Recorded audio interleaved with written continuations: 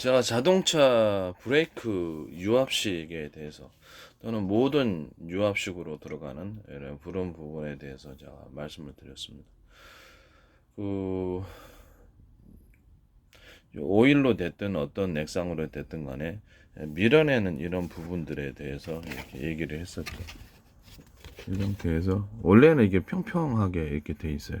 액이 이제 브레이크 액이든 뭐든 이쪽으로 들어와 가지고 이거를 기름으로 이렇게 액상으로 밀어내는 형태인데, 이것을 뾰족하게 하든 오목하게 동그란 게 골프공 홈처럼 해가지고 좀 약간 오목하게 들어가서 하면 이게 강하게 브레이크가 걸린다고 제가 말씀을 드렸습니다.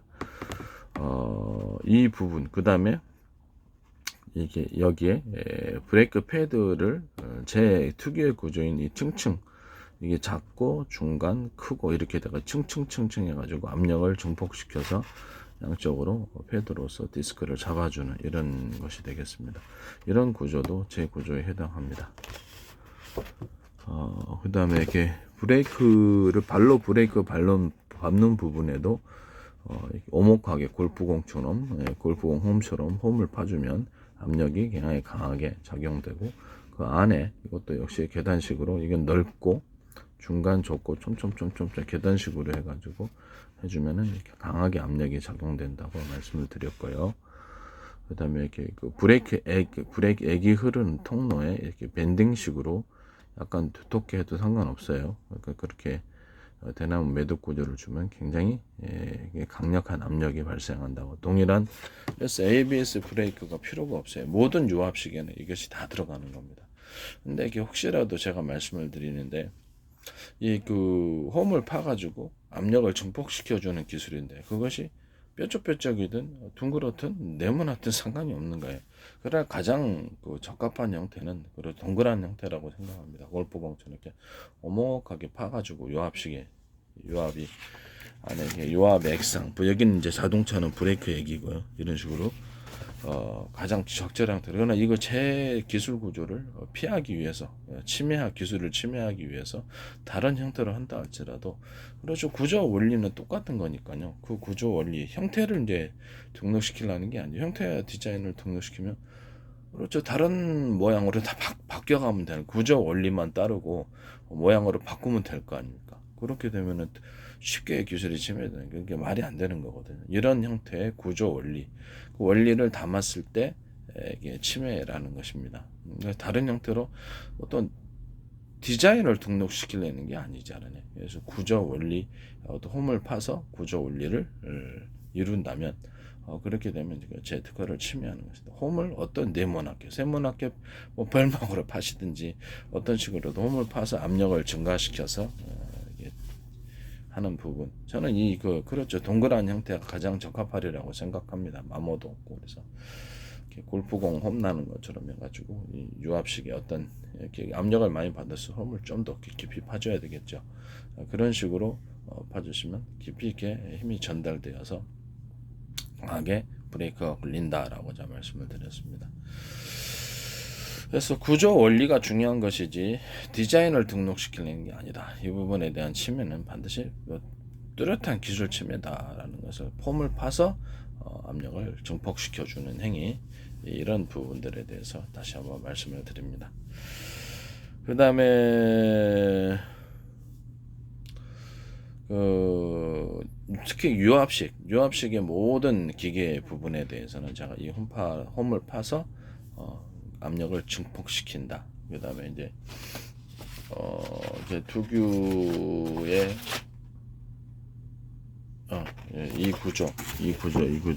이 구조는 제가 슈퍼 다이오드도 쓰는 구조고요. 얘는 그 디스크 브레이크 패드에도 들어가고, 이것이 거꾸로 해서 이렇게 들어가면 자동차 페달 밟는 부분에서도 압력을 강하게 밀어내줄 수 있는 부분입니다.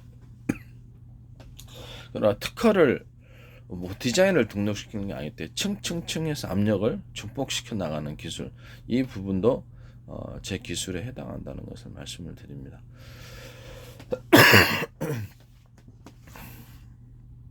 그 다음에 브레이크 액이 지나가는 통로에 밴딩식으로 해가지고 이렇게 이렇게 해주는 부분. 그러면 그 통로를 회전식 나사 구조로 해가지고 깜포나 이렇게 포신 같은 데 들어가는 기술인데 서로 나사 있잖아요. 나사 같은 거 서로 회전 간격이 넓고 중간 좁고 촘촘히 일반 그 나사 같은 데도 회전 간격이 동일하잖아요. 근데 그거를 약간 넓혀서 넓고 중간 좁고 촘촘히 이런 구조를 따라주면은 그렇죠. 굉장히 잘 박히고 거기에도 석고보드에도 박힌다고 자 얘기를 했죠. 그러면 회전 간격을 조금 변경을 시켜가지고 그걸 피해 가려고 그럴 거 아니에요. 그래서 그런 부분에 대해서도 같은 구조 원리를 담고 있다면 침해라고 저는 생각. 디자인을 등록시키는 게 아니다. 조금 디자인이 조금 틀리니까 된다. 이렇게 하면 되게 이상한 부분이 아닌가 생각. 홈을 팔 때 십자 일자에서 가운데 홈을 파주고요. 이것도 홈파기 기술이죠. 홈을 네모나게 파니까 너는 동그랗게 다녀도 피해갔다. 이러면 구조 원리를 침해한 것이지 디자인만 바꾸면 다 피해갈 수 있다는 건데 양쪽에 십자나 일자 맨 끝에 밑에 홈을 갖다 이렇게 파준다. 그러면 엄청나게 회전이 잘 된다. 볼트가 있다. 그럼 볼트가 툭툭툭 있는데 맨 끝에 사선을 살짝 올려주는 이 기술 하나만으로도 볼트의 참 치명적인 단점 잘 부러지잖아요. 치명적인 단점을 해결할 수 있다라는 것을 다죠. 그러니까 또 그 단어가 너는 그렇게 이 정도 2mm 정도 했기 때문에 3mm 정도 했기 때문에 나는 그렇죠. 좀 홈을 갖다가 좀 다르게 봤으니까 모양도 틀리고 길이도 틀리니까 이런 식으로 하면은 뭐 다 특허라는 게 무의미하겠죠. 그래서 구조 원리를 사선으로 올려가지고 이렇게 잠금 형태를 취하는 어떤 형태의 것이 됐든 그런 구조 원리를 따르면 제 기술을 침해하는 부분이 되겠다는 말씀드립니다.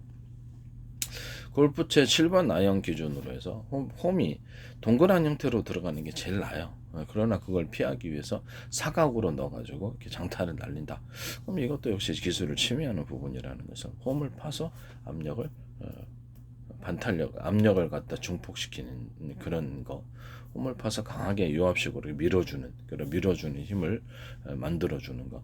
이런 부분들에 대해서 제가 이렇게 그렇죠. 같은 구조 원리를 갖고 있다. 그게 뭐 디자인을 좀 변경시켰다 해서 그 근본적인 뭐라 그럴까 기술 침해를 피할 수 있는 것은 아니다라는 것을 말씀을 드립니다. 네. 그 7번 골프채 7번 아이언 기준으로서 골프공처럼 홈을 좀 파주면은 굉장히 장타가 나옵니다. 그래서 이게 골프채 자체에도 제 특유의 구조인 매듭 구조, 밴딩식으로 들어가든지 약간 두텁게 들어가서 너무 무거우면 골프채 헤드는 힘들겠죠. 각 물건마다 제품마다 틀리니까 밴딩식으로 들어가면 힘이 축적이 돼가지고 전복대 강력한 장타가 나온다. 낚싯대 같은 데서도 우리 낚싯대도 밴딩식으로 낚싯대 무게가 각이 있을 거 아닙니까? 밴딩식으로 이렇게 넓이는 어떻게 됐든 알아서 하십시오. 그다음 낚싯줄에도 밴딩식으로 들어가면 이것이 굉장히 강하고 튼튼한 낚싯줄이 된다. 그다음에 장대처럼 긴 전지가위 같은 것도 또 밴딩식으로 줘라. 그러면 자동차 회전축에도 밴딩식으로 이렇게 그 매듭을 주면 엄청나게 회전이 잘 된다. 그다음에 저 변속기 부분에도 얘기했었죠. 변속기 부분에도 이렇게 변속기에다가 밴딩식으로 이렇게 들어간다. 또 이런 밴딩식으로 들어가는 그 구조는 거기다가 밴딩식으로 톱니바퀴 이제 형태가 있는 거죠. 밴딩식으로 매듭 구조 들어가는 행위가 있고 그런 기술이 있고 톱니바퀴식으로 밴딩식으로 이렇게 감아갖고 톱니바퀴가 있고 그것을 위에를 딱 감싸는 형태 원통형이 됐든 뭐가 됐든 이런 식으로 들어가는 그런 변형련 형태의 밴딩이 들어간다. 그리고 그것도 일종의 대나무 매듭 톱니바퀴형 대나무 매듭 구조가 되겠습니다. 이런 식으로 했을 때 굉장히 강하게 증폭이 된다라고 제가 변속기 부분에서 제가 기술에서 그걸 설명을 드렸습니다. 그 다음에 그 톱니바퀴가 안과 밖으로 같이 물리는 형태 이렇게 밴딩식으로 이렇게 들어가고 그 다음에 그거를 다시 위에 톱니바퀴가 같이 물리는 식으로 들어가되 이 톱니바퀴를 같이 몇 겹으로 해서 돌리는 거예요. 그렇죠. 이 톱니바퀴 하나에 회전축이 있다. 그러면 여기다가 밴딩식으로 톱니바퀴를 넣어주는 거예요. 그 다음 그 위를 감싸주는 톱니바퀴가 있어요. 그럼 이 톱니바퀴는 안쪽으로 물리겠죠. 그럼 이 바깥쪽에도 톱니바퀴가 있고요. 그 바깥쪽을 다시 한번 감싸주는 그런 몇 겹이죠? 예, 2중이나 3중 회사에서 필요한 대로 몇 겹이든 이렇게 몇 겹으로 돌아가는 강력하게 회전이 돌아갈 수 있는 그런 방법이 있다라는 것을 제가 말씀을 드립니다. 그러면 톱니바퀴 형식으로 들어가니까 굉장히 강한 회전력 압력이 생기겠죠. 회전 이런 식으로 이렇게 만드는 변속기 부분에 대해서는 제가 제 기술 침해라고 제가 말씀을 드렸습니다. 안과 밖으로 톱니바퀴를 만들어 갖고 같이 압력을 증폭시켜 주는 행위. 톱니바퀴가 회전축이 있고 밴딩식으로 톱니바퀴를 넣어준다. 여기다 그거를 톱니바퀴형 안과 밖에 톱니바퀴가 있는 안과 밖에 톱니바퀴가 있어요. 안에서 물려주고 돌아가고 바깥쪽에도 톱니바퀴가 있어서 이걸 한 번 더 감싸줘도 되고 아니면 이것을 그렇죠 무게가 좀 나가고 좀 불필요하다라고 생각하면 그 밑에 변속기 또 하나 있잖아. 그것도 역시 똑같이 밑에 밴딩식 톱니바퀴 그 위를 감싸는 안과 밖에 톱니바퀴 두 개가 같이 맞물려 돌아가는 이런 구조가 되겠습니다. 그것을 다시 한번 감싸든지 뭐 상관은 없어요. 회사의 그 제품마다 다 틀려서 모든 산업기기에는 이런 형태로 톱니바퀴가 들어가면 그건 제 구조의 침해라는 것을 말씀을 드립니다. 그 어떤 회전축을 돌아갈 때 그냥 밴딩식으로 감아놔 가지고 이렇게 뭐 두께는 회사 제품마다 다 틀리니까 그걸 정할 수는 없어요. 대남 매듭식으로 해서 압력을 중폭시켜서 회전을 강하게 일으켜주는 축적 장치다라고 말씀을 드렸는데 그것이 변형된 형태로는 그리고 톱니바퀴형 이게 밴딩이죠. 톱니바퀴형 대남 매듭 구조 그래가지고 이런 식으로 톱니바퀴처럼 이렇게 톱니바퀴로 이렇게 밴딩이 들어가고 그를 다시 감싸는 톱니바퀴형 안과 밖으로 톱니바퀴가 있는 그런 구조. 그것을 다시 한번 감싸도 되고요. 그래서 이렇게 몇 개를 증폭을 시켜주는 행위죠. 밑에 변속기 톱니바퀴도 그런 식으로 밴딩 톱니바퀴형 밴딩 들어가고 이렇게 같이 이런 식으로 들어가면 이제 제 기술 구조에 해당하게 되겠습니다. 형태를 조금 변경시킨다 해서 근본적인 이런 기술 구조에 대한 침해는 이 부분은 모든 형태의 톱니바퀴 구조에 다 들어갈 수 있어요. 이런 식으로 톱니바퀴를 제작을 하셨을 때 제 기술을 침해하는 그런 부분이 되겠다라고 말씀드립니다. 디자인을 등록시킨 게 아니라 구조 원리를 등록시키는 겁니다. 이해가 가시죠? 이런 형태의 톱니바퀴는 없기 때문입니다. 그래서 어떤 스크래프형도 마찬가지고 이거는 자동차 회전축을 돌려줄 때도 이게 회전축이 있고 이쪽에서 이렇게 브레이크 두 개가 됐든 세 개, 다섯 개가 됐든 상관이 없어요. 이렇게 디자인을 등록시키는 게 아니라 그랬잖아요. 이게 기술을 침해하는 구조 원리 이렇게 층층층 작게 중간 이게 슈퍼 다이어드도 이렇게 만들거든요. 제가 금속형 슈퍼 다이어드 이런 식으로 해서 작은 거에서 큰 것 쪽으로 증폭을 시켜주죠. 이런 식으로 만들어서 할 수 있습니다. 뭐 태양전지 할 때도 약간 태양전지 판이 좀 커야 되잖아요. 빛을 받는 부분이. 근데 이렇게 좁게 하면 안 되잖아요. 그래서 약간 차이를 둔 채 할 수도 있습니다. 약간 차이를 둔 채 층층층 구조로 해서 그쪽을 한쪽으로 전류를 유도하는 태양전지형 서로 그 입자 알갱이나 굵기가 크기가 틀린 것을 금속 가공, 금속 소재로 가공해서 입자 크기에 틀린 거죠. 뭐 대중서 그다음 뭐 사이즈가 각 회사별로 다 정할 수 있으니까 회사별로 다 틀리게 만들 수 있으니까 그렇습니다.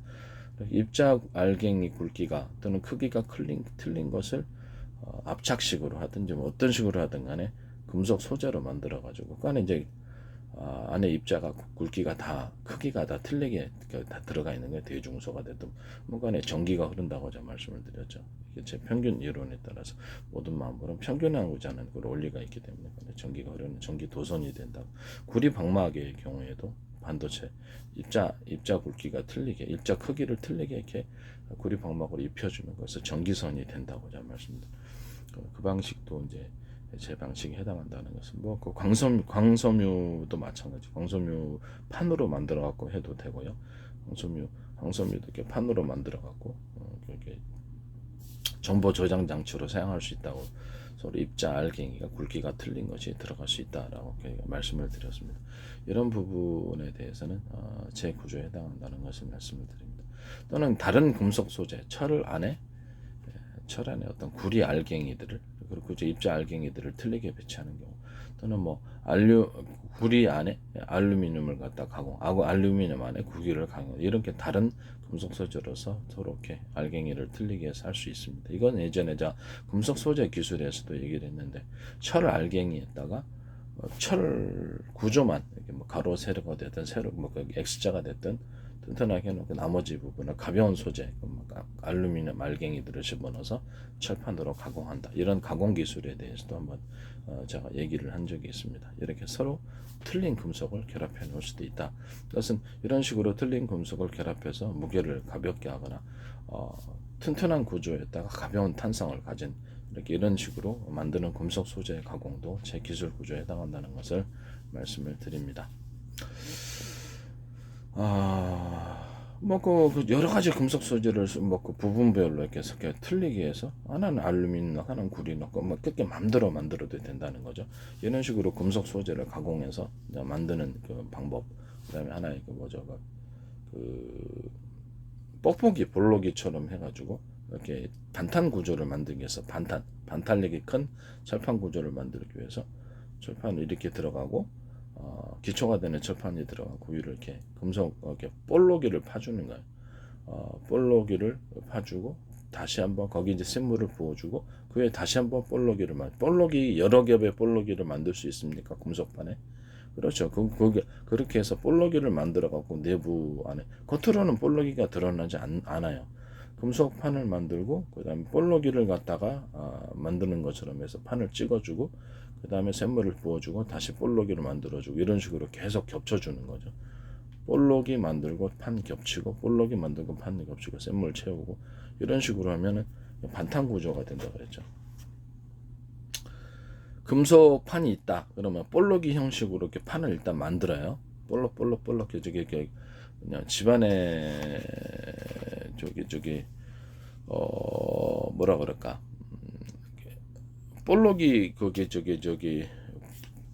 제품 이렇게 감쌀 때 보호제로서 볼록 소재 들어가잖아요. 그것처럼 철판을 이렇게 판을 만들 때 볼록으로 만들어요. 볼록을 만들고 그 다음에 그 위를 다시 이렇게 샘물로 해서 다시 딱 결합을 시켜줘요. 그 다음에 다시 볼록이 하고 다시 샘물로 채워서 결합하고 이런 식으로 여러 겹을 되풀이한다는 거죠. 이런 식이라면 반탄력이 굉장히 강한 그런 금속 소재판, 강철판이 된다고 제가 말씀을 드렸어요. 이 부분도 금속 소재에 대한 부분이기 때문에 제 기술 구조에 해당합니다. 볼록이 아니고 이렇게 여러 겹 뭐라 그럴까. 근데 우리는 네모나게 했으니까 괜찮다 이렇게 하시면 곤란하다 이 말씀. 동그랗게 하든 네모나게 세모나게 하든 간에 홈을 파는 기술이잖아요. 이제 홈 파줘가지고 강하게 반탄력을 만들어주는 그 구조인데 힘을 축적하고 반탄을 서로 틀리게 이렇게 만들어 그런 것을 우리는 동그랗게 안 했으니까 괜찮다 이렇게 하면 안 된다는 거죠. 이런 식으로 볼록을 파주든지 네모나게 하든지 세모나게 하든지 그것을 그렇게 해가지고 반탄력을 만들어내는 그런 금속 소재, 그것은 제 기술 구조에 해당합니다. 그 다음에 톱밥, 그렇게 일반 원목에다가 톱밥 합판을 섞어주는 경우, 톱밥으로 할 수도 있고 종이 펄프로 할 수도 있고요. 톱밥과 종이 펄프를 같이 섞어서 만들 수도 있습니다. 이런 식으로 들어가는 그런 부분도 제 기술 구조에 해당합니다. 또는 어떤 나무 알갱이들을 갖다가 이런 식으로 같이 섞어서 중간중간에 섞어가지고 톱밥 알갱이를 톱밥으로 만든 톱판으로 만든 어떤 가구, 톱밥으로 만든 이렇게 나무 소재죠. 나무 소재를 튼튼하게 심지를 박아주는 거죠. 이렇게 알갱이식으로 나무 알갱이들을 갖다 집어넣어주는 나무 심지를 가로 세로로 집어넣어줘가지고 그 사이를 이렇게 톱밥 소재 톱밥을 갖다가 가루로 만들어가지고 펄프 형식으로 만들어갖고 이렇게 톱밥 합판 만드는 식으로 또는 어떤 종이 펄프식으로 아예 이렇게 만들어가지고 폐지 같은 것도 있고요. 그래서 종이 펄프로 만들어갖고 이것을 아예 하나의 판으로 구조는 이제 전체 가로 세로 이렇게 그 뼈대가 되는 것만 튼튼하게 원목으로 만들고 이렇게 해도 된다는 거죠. 이해가 가시죠? 예, 그런 형식으로 만드셔도 제 기술 구조에 해당하는 것입니다. 톱밥 합판하고 종이폴포 합판이 이렇게 그 뼈대는 그냥 일반 원목으로 들어가고 이런 식으로 들어가는 경우가 있고요. 그 다음에 뭐 금속 일반 나무 섬유질 있잖아요. 섬유질 중에서도 질긴 것이 들어가가지고 톱밥 합판과 어떤 종이폴포 합판을 만드는 경우도 있다. 그것이 이제 심지 형태를 띈다. 나무줄기 중에서도 당나무 같은 거라든지 일종의 질긴 걸 넣어주는 거예요. 아니면 인공적인 섬유를, 그렇죠. 인공적인 섬유, 저기 나일론 같은 거라든지 뭐가 됐든 간에 줄기로 섞어주는 거예요. 서로 다른 것을 섞어주는 거죠. 이런 식으로도 만들 수 있다라는 것을 말씀을 드립니다. 그건 뭐가 됐든 간에 나무 줄기가 됐든 아니 일반 인공적인 섬유 줄기가 됐든 줄기를 넣어가지고 같이 가공해서 튼튼하게 만들어준 그런 부분이 있고, 그다음에 종이 톱밥 합판이 됐든 아니면 그 종이폴포 합판이 됐든 일단 다시 이제 방수 처리하고 곰팡이 처리를 해줄 수 있다. 그다음 이거는 지금 현재 나오고 있는 합판과 현재 나오고 있는 속거보드에도 똑같이 방수 처리와 곰팡이 처리를 해줄 수 있다. 아니면 하나는 그냥 방수 처리만 하는 톱밥 합판과 그런 석고보드 판이 있고요. 아니면 방수 처리 플러스 곰팡이까지 같이 섞어줘서 곰팡이 자라지 않도록 하는 그런 부분에 대해서도 제가 말씀을 드린 바 있습니다. 이것도 이제 지적재산권 아이디어 특허 부분이 되겠습니다. 그 다음에 이게 그 톱밥 합판이라든지 종이폴포 합판, 이건 톱밥을 이제 갈아가지고 그걸 액상으로 이렇게 이제 판을 만들어내는 거죠. 판을 만들어내고 거기다가 그 철가루가 아니라 저기 뭡니까 돌가루. 예. 세계 각국에서 이렇게 돌가루도 막 색깔이 좋은 것들, 우리나라 돌가루들은 좀 색깔이 좀 그렇게 천연색으로 안 나는데 해외에서 그런 게 많아요. 돌가루를 갖다가 해외에서 성형색색의 잡돌들 있잖아요. 비싼 돌 아니고 섞어가지고 종이폴포 합판 플러스 아니면 그냥 톱밥을 갈아가지고 그걸 같이 액상 서로 이렇게 결합을 해주는 거죠. 돌가루하고 결합해줘가지고 판으로 만들어도 된다라고 제가 말씀. 또는 하이그로시나 일반 그 합판 부분에다가도 서로 결합을 시킬 수 있으면 이런 식으로 결합을 해가지고 튼튼하게 하이그로시에다가 그냥 돌가루를 입히는 경우죠. 돌가루를 입힐 때 이제 다양한 형태로 할 수 있다고 제가 말씀을 드렸습니다. 돌가루를 입힐 때 어떤 구조로 하냐면 미술품으로 만든다고 제가 말씀을 드렸죠. 미술품으로 만들어서 이런 식으로도 들어가 천연색을 미술품으로 만드는 거죠. 그래서 형형색색을 들어가서 벽 부분으로 사용될 수 있거나 어떤 디자인 부분에 사용될 수 있다고. 뭐 식탁으로도 사용할 수 있고요. 이거는 이제 하이그로시가 아니더라도 플라스틱 쪽으로 들어가가지고 플라스틱과 결합을 해가지고 건축의 외장재로 제가 쓸 수 있다고 제가 말씀을 드렸습니다. 이게 돌가루를 섞어가지고 이런 식으로 가벼우면서도 어떻게 어떤 대리석의 느낌을 낸다든지, 대리석 중에서도 이렇게 화려한 색깔은 없단 말이에요. 그러니까 이거를 인위적으로 돌가루를 섞어서 미술품처럼 이렇게 인위적으로 만든다는 거죠. 회사 이제 재능에 따라서 미술품을 얼마나 구현할 수 있냐, 그거를 이제 일반 디자인 소재로 사용할 수 있고, 뭐 매장이라든지 아니면 집에 어떤 벽, 포인트 벽이라든지 아니면 건축 외장재로도 사용될 수 있다. 그것이 이제 플라스틱으로 하든 하이그로시도 하든 결합을 자유자재로 할 수 있잖아요. 그런 식으로 하는 것은 제 아이디어에 해당한다는 것을 아이디어와 지적재산권에 해당.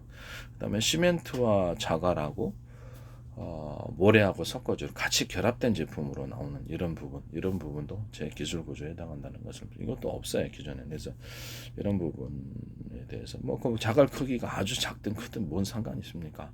그런 식으로 해서 할 수 있고, 또는 자갈을 뭐라 그럴까, 시멘트를 갖다가 색깔을 좀 입혀가지고 색깔을 입혀서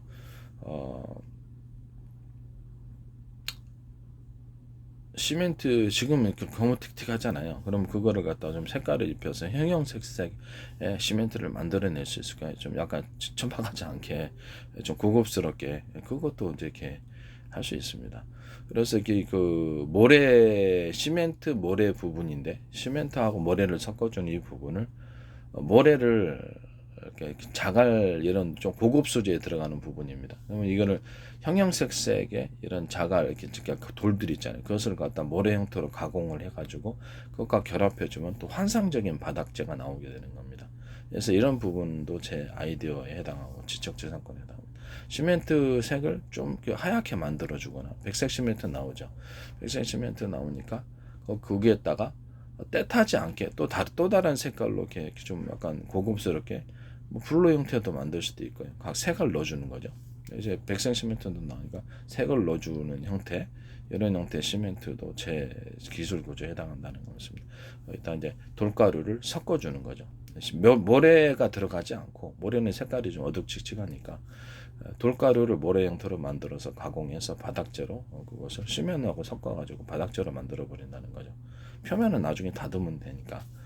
그런 식으로 하는 것은 이제 제 기술 구조에 해당한다는 것을 말씀을 드립니다. 뭐 이걸 이제 그 벽으로 만들 수도 있겠죠. 그냥 그 시멘트 발라가지고, 시멘트하고 우리 시멘트를 좀 더 프로테이저를 많이 섞으면 그냥 벽에다 그냥 발라가지고 이렇게 할 수도 있거든요. 이런 그 기술 구조도 제 기술 구조에 해당한다는 것을 말씀을 드립니다.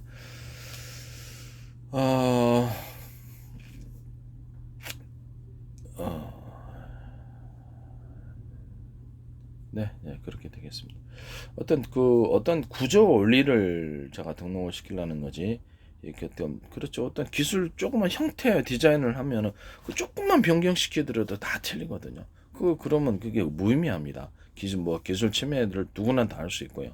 전 세계 누구나 다 할 수 있죠. 예. 어떻게 하는 게 무의미하고요. 지적재산권도 무의미하겠죠. 그래서 구조 원리가 더 중요한가요? 아니면 뭐 디자인과 형태가 중요해요.